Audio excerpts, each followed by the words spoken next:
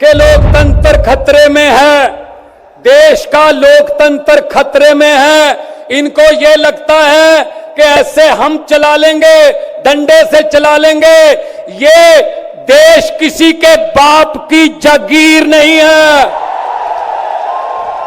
ये 140 करोड़ लोगों का देश है। ये आजादी हमें शहीद आजम भगत सिंह, राजगुरु सुखदेव, मदन लाल ढींगरा, करतार सिंह सराबा, चंद्रशेखर आजाद जैसे हजारों योद्धाओं ने अपनी जवानी में गले में फांसी के रस्से लटका के ये आजादी हमें दी है। ये इनके किसी बाप दादे की जागीर नहीं है।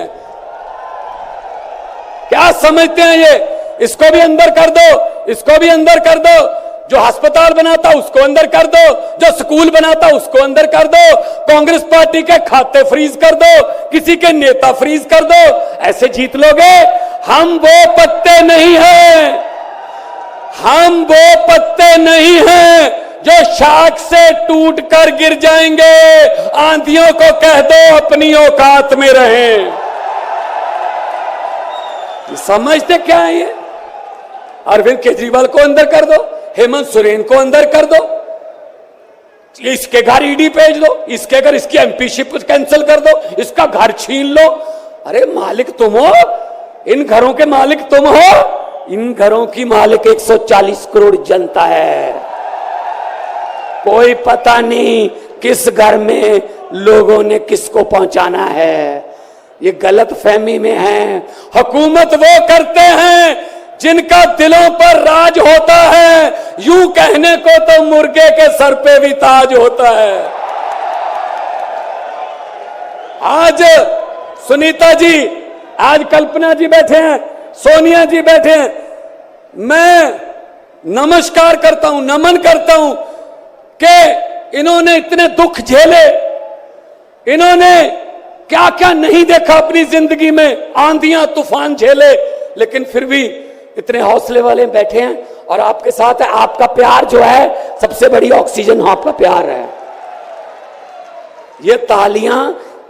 ये तालियां किसी को ऐसे नहीं मिलती। किसी को दिहाड़ी देके मोदी मोदी करवाना बहुत इजी है।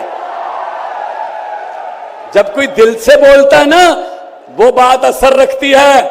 जब दिल से बोलता है, ये देश के टुकड़े टुकड़े करना चाहते हैं, जैसे राहुल जी कह रहे हैं। ये देश को नफरत की आंधी में लेके गए हुए हैं। ये सीएए लेके आए। मैं पार्लियामेंट में था, मैं एमपी था तब।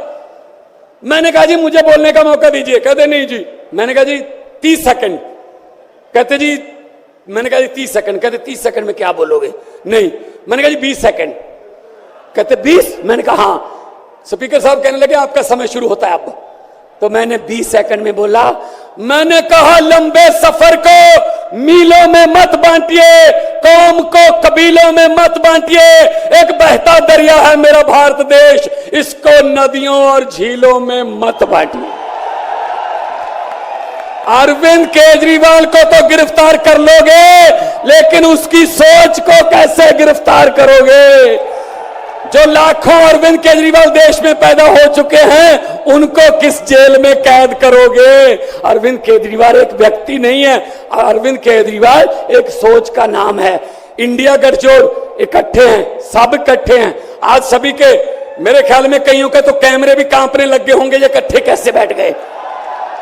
ये चाहते नहीं हम इकट्ठे बैठे, कभी ये इधर से कभी इधर से, कोई वाह।